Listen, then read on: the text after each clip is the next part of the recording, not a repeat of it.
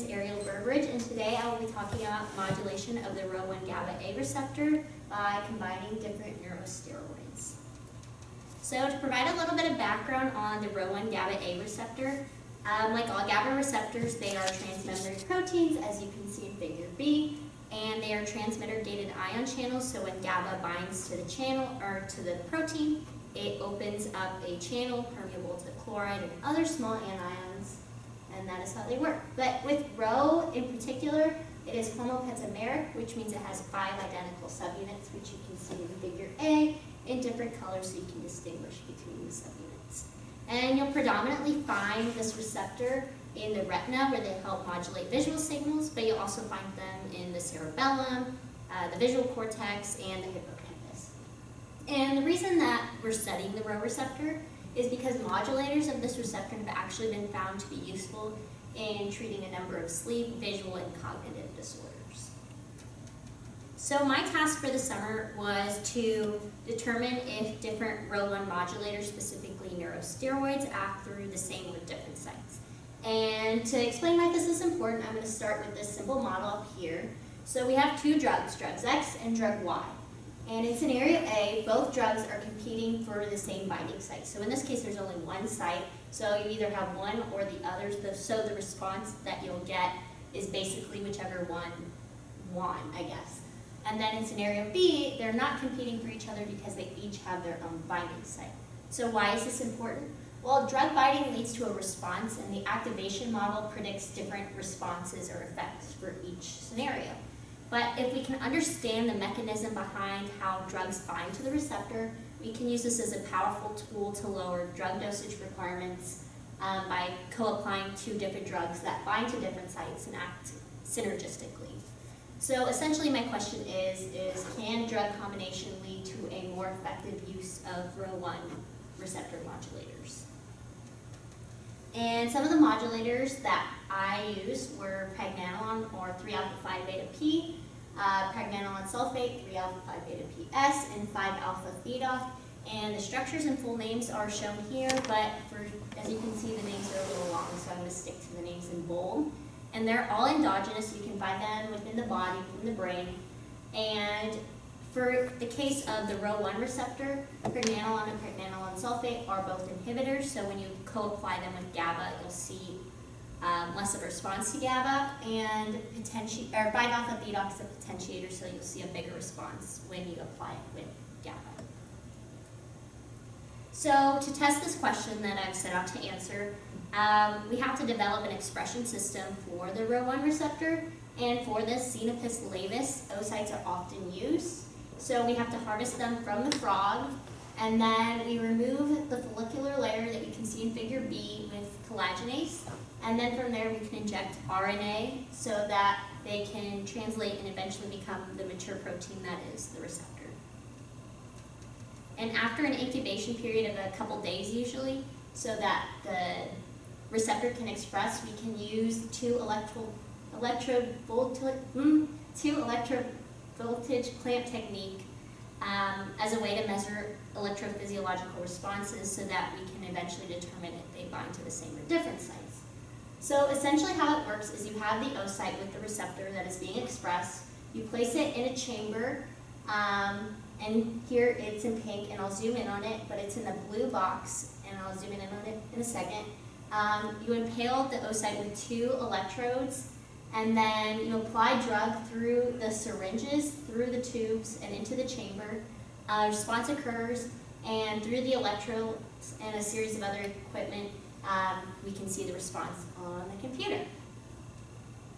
So this is the chamber in greater zoomed in, but how do we get from this response right here to determining if they bind to the same or different sites? And for this, we use the MWC model, which is a relatively simple way to analyze the behavior of transmitter-gated ions. Relatively. Yeah, he told me to add that in, but it's simple because it has 4 input variables, but I'm going to start off with a single drug in this model right here. So basically what the MWC states is that a drug or a protein exists in 2 interconvertible states, active and inactive, or active and resting, and it has one or more sets of binding sites. So that's what we see here. A is active, R is resting, and then we have drug X, and in this case it has up to 2 binding sites. So here are all the possible states that it could be in and how much is bound to it. And this equation quantifies that. So where PA is the probability of being in an open or an active state, and we can determine PA experimentally with the electrophysiological responses, and we can do that at a number of concentrations of the drug, and then we can plot it and fit a curve to it with this equation, and it'll give us the L, K, C, and N values, where L is a measure of spontaneous activity, K is affinity of closed receptors to agonists, C is a measure of efficacy, and N is number of agonist binding sites.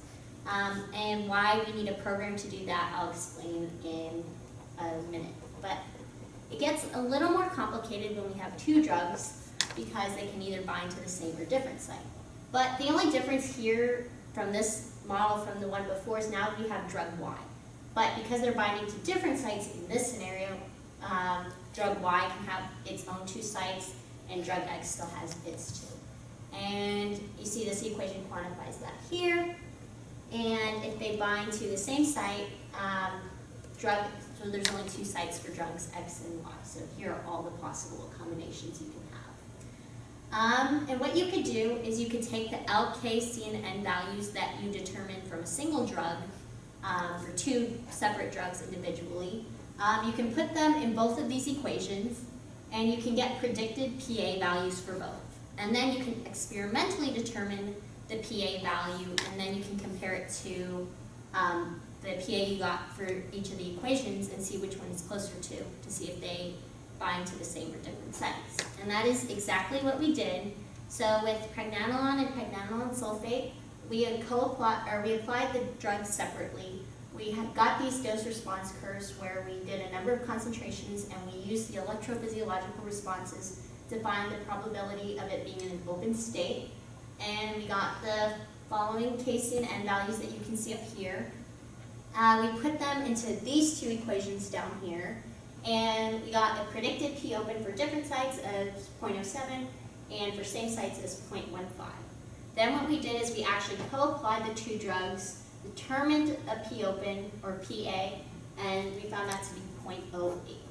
So as you can see, the predicted P open or the observed P open is much closer to that of predicted P open for different sites, so we can conclude that they bind to different sites. And we did the same thing for pregnenolone and 5-alpha-thetoc. The only difference now is the predicted P open for same sites is 0.081, and predicted P open for different sites is 0.14, and we observed a probability of 0.09, so it is much, much closer to that of same sites, so we can conclude that pregnenolone and 5-alpha-thetoc bind to the same sites, or act through the same sites. So in short, we use the MWC model to determine whether different inhibitory and potentiating steroids act through the same or different sites. And the data clearly showed that 3-alpha-5-beta-P, or pregnenolone and pregnenolone sulfate, act through different binding sites, but pregnenolone and 5-alpha-thetoc act through the same sites, which implies that pregnenolone and pregnenolone sulfate can both act synergistically to inhibit the receptor, whereas co-application of 3-alpha-5-beta-P, or pregnenolone and 5-alpha-thetoc, additively modulates the receptor. So basically, it's just determined by whichever one outcompetes the other, I guess. And again, this is important because if we can understand how these drugs are working through the receptor, we can combine them in such a way that we can lower the concentrations that we need for both to make a better use of the Rho1 modulators. And I'd like to thank Gustav Hock, Allison German, and Daniel Shin. Good. Thank you. 9.5, but it's still really good. That was actually really good. Go to the first slide. Okay. You did a very nice job with the, and I think you can probably condense it a little bit there, but you did a very nice job with the equation and making it understandable. Oh, this? No, that you did. I mean, in general, I thought it was really good. How do you start again? I start by talking about the Rho1 GABA receptor and just providing background on it. Yeah, okay. So I like this. I like A. B didn't do it for me quite so much. What I would have, take everything. Not all my comments are perfect. Yeah. But I would do something, because essentially what you're saying is, you have the GABA Rho receptor. Yeah. So you have.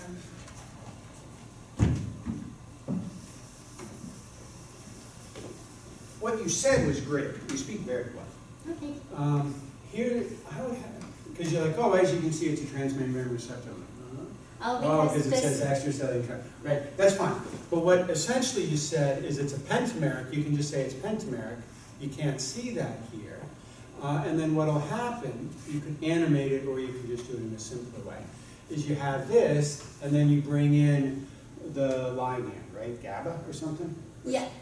You bring in GABA, what's going to happen is GABA binds somewhere here. You can have GABA look like, and GABA will bind, I don't know if it binds too, and then it opens, and is it chloride comes in? Yeah.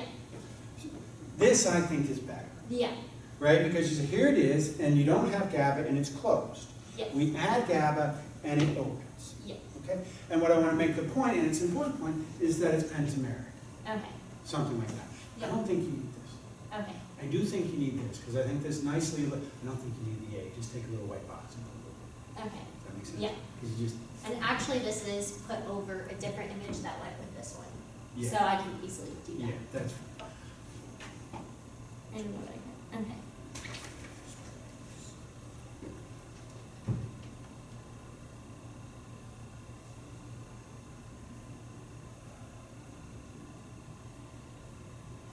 Okay. That's fine. Yeah, so I thought this was good, but I think this is better, and then so it's like, we focus on the GABA receptors. I would just say, what are the GABA receptors? You don't need to, it doesn't need to say introduction. Okay. It's your first line. You know, it's the introduction. Okay. Okay? But something like this is kind of, I think this gives the active chloride in change. And at this point is where I said this is important for whatever you said it was, sleep, whatever behavior. Yeah. And this is what really helps regulate. So put that in place of this, and I can move that up, so I can just have something like this along the. So I'd have this kind of at the top, Oh, at the top. Okay. right? Because this would be the first thing I would. That's the first. Yeah, that's the first point I make. I mean, this could also be a little bit smaller. Yeah. And if we focus on GABA receptors, this is the functionality. Why do we care? Okay. Well, they're found primarily in the retina, or they're found in,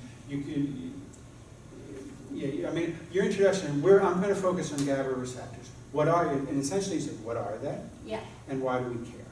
Okay. And this is kind of what are they? Why do we care? You could show a picture of a retina or not. So in the retina and the eye, and they do this. Okay. But those essentially, what are you talking about, and why should anyone care? So keep this image, and maybe a picture of a retina. And If the retina might be Yeah. too much. yeah, just seeing if it is too Yeah. much. Yeah. Okay. So for the title, should I just say what are GABA A receptors, or do I even have to put anything there? Some people say you don't need anything. You could be like, what's your title? No, what's your title? Oh, it's a little long, so That's that fine. I don't know. Yeah. The Rowan. Go to the next one.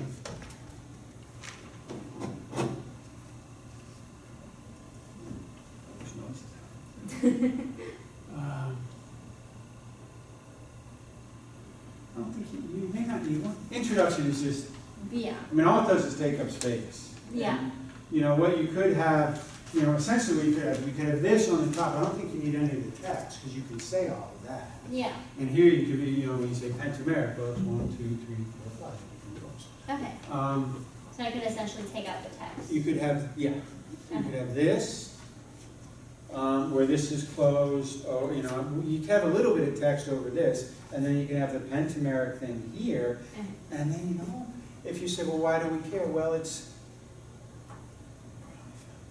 predominantly expressed in the retina, right? Yes. Okay. Yeah, what's predominant, it's highly expressed in the eye, the retina specifically. Yep. And this is where it functions to do X, Y, Z. Okay, so it's really, and it's a drug target Yeah. for SHAT, right? It's a drug target, and my research really focuses on that, and my question is click. Okay. Yeah, because, okay, so here, I thought this was really good. The only thing I might do is have something like this, have it a little bit more be, this doesn't look to me like to be a receptor. No. Right? So I might actually, if you have, it's not too hard, it's a simple schematic. Have something like this and have GABA. Okay. And have this be one color, this be another, so it's just different, schematizing different subunits. Okay. And then have that exact thing. All right. Right, because I think this is really, really good, Yeah. but it's, yeah. you're going to have shown GABA, so by sort of kind of the same point I was making to Carrie at the end, they're going to be like, if you get GABA, they're like, oh, she's showing us the same thing, and you're layering it, right? And you say we have two models here and here, where it binds the same site or different site. That's my question. We're going to look at different specific drugs. Okay. And I can even take that point out because I say that. yeah, you speak very well. And your title should be the question. Okay. You know, and it doesn't. You know, that's kind of a specific question. It could be a little bit of a broader question. And then what you could even do is you have this toward the bottom. Your next slide, you could have it animated. Here are the two models, and X, Y, X, Y. Well, what are X, Y? Well, it's A, B, and C. Okay. All right. So yeah, that works. You see what I mean? Yeah. That makes sense. Go to the next slide. Because this was all fine. You sit there and call them by pregnenolone and whatever, sulfate and the other thing, but then when in your titles you have 3-alpha-5-BP. Yeah. So just You can see. pieces of. So if you're going to call it, and I would call it pregnenolone, whatever, Yeah. pregnenolone, call it that, but put that in the title. And remind us that this is an inhibitor or a potentiator.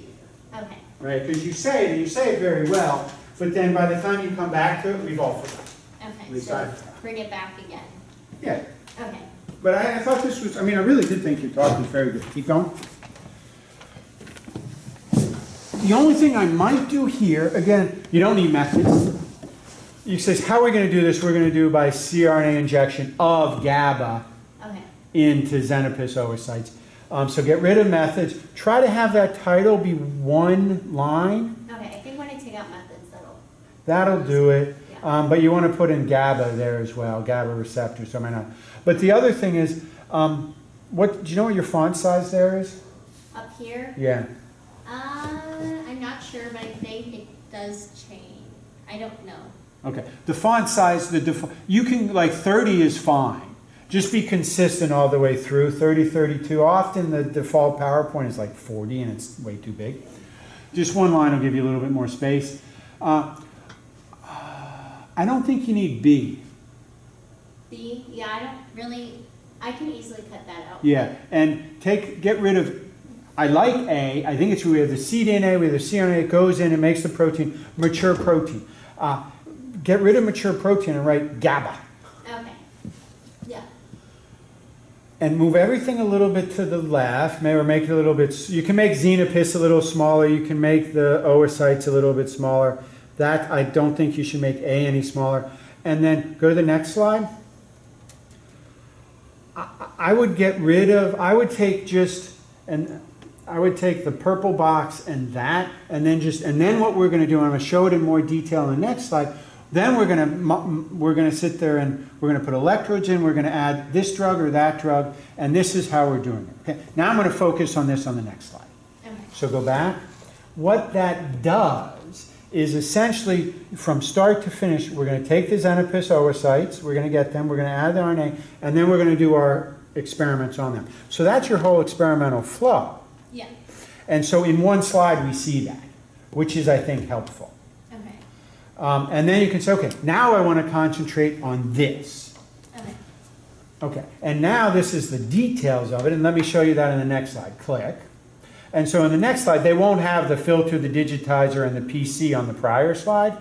But that's okay. You just say, you know, this is how we analyze it, and we see the voltage change. Okay. And this is my fancy setup that I worked at, and it totally intimidated me at first. I don't know if it did or not, but it did for me for sure. But Yeah. okay, so focus on, just take this part onto the slide before and ignore the other parts, and then this slide. Yeah, bring it back. this slide's fine. Okay. It's just that the other slide, because the other slide ends before you get to the experiment. Okay. Whereas if you say here, and you just talk, and you speak really well, if you just talk us through it, okay, we have electrodes that are assessing the voltage change, that's the ions going in and out based on GABA, and then we have the drugs to see if we increase or decrease. Yeah. I thought this was good. Your titles, you speak really well, your titles don't need that much work, but like methods continue, get rid of that. Okay. You know, 2 electrode voltage clamp, that's okay. 2 electrode voltage clamp measures ion current change in response to. That's too long. But some, like, what are you using it for? Okay. Keep going. Yeah. And again, data analysis, you know, get rid of methods continued. Yeah. Here, I thought, yeah, relatively, you could sit, you know, you speak much more comfortably than I ever did at your age. So you could actually make a joke. Yeah. My PI told me that this was a relative, he told me it was simple. I would argue, at best, it's you know, you could make a joke here, and people would laugh. Yeah, because at first he did start, and when he first showed me, he showed me this. Yeah. I had no idea what any of that meant. So, yeah, go back. So this is good. I would talk us through, so when we have a drug and it could bind 2 sites, is that right here? No, 2 sites. No, go back. But why is it AX2?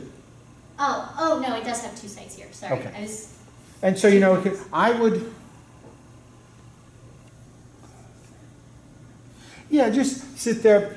I would say, here's active, here's restive. In this case, the drug can bind 2 sites. Here's active, it's bound 1. Here's active, it's bound 2.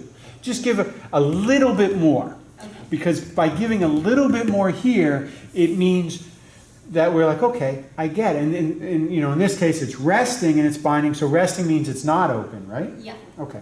And give us a little bit more detail here and say, it can get more complex because if we bring in another drug, and I'll show that, but that's the basic. That's all you really need to know. And then we do some complicated math. Okay. And then you talk us through that and say, you know, measure the LKCN. Okay. Yeah. Now when it's 2 drugs, and just foreshadow. With 2 drugs, go back, say something like, now if we add another drug, you might expect it's going to essentially be far more complicated, but it's essentially the same principle. Okay? So I'm going to warn you, it's going to look really complicated. Click. Yeah. And you've warned them, which is better than not warning them. And you click. So it looks much more complicated. At the same time, it's essentially the same thing, but with a lot more potential combinations, because you could have this drug, you know, it's essentially the square, I think. Yeah. Yeah, that's fine. You said LKCNN. Oh, and we just measure LKCNN. I don't remember that is. So we're going to measure the spontaneous activity, which means not bound or something? Bound. Okay. But just we're going to measure the spontaneous activity, the affinity of the closed receptor, you know, the affinity of it, and the number of sites. So that's what. Just don't say LKCN because that doesn't really mean much other than letters. But just bring it back to what it means. Okay. But I think this you don't really need to explain much if you explain that first one a little bit more. Okay. Keep going. This one is pretty much like that. Yeah, and then okay, keep going. You don't need it. Doesn't need to say results. Okay. And again, 3 alpha 5 BP. But you then say the pregnenolone thingy. Okay. P open. What does P open mean? So it's the probability. So it's PA, and it change. I should probably keep it consistent. But tell me again. PA means what? The probability of being in an open or active state. Okay. Repeat that many times. Okay. So PA, this is, and then, yeah, do PA, that it's active, and if the probability it's going to be an active means X, okay. But these are inhibitors. Shouldn't these decrease it, and do they decrease it? Yeah, they do. When you increase the concentration, you see that it has... That's the downslope. Yes. Okay, talk us through, explain the slide a bit to open probability here. This is what I meant by this pregnenolone. Remember, this is an inhibitor. And when we add this, we see this. When we add that, do you add them together? Yes. Or we did at first, no. Right. We added them separately. And then down here, we don't have a curve for that. Maybe we do. But here is where we added like what it actually looks like, the electrophysiological response. If that makes sense. I had a lot of trouble combining how to... No, I understand that.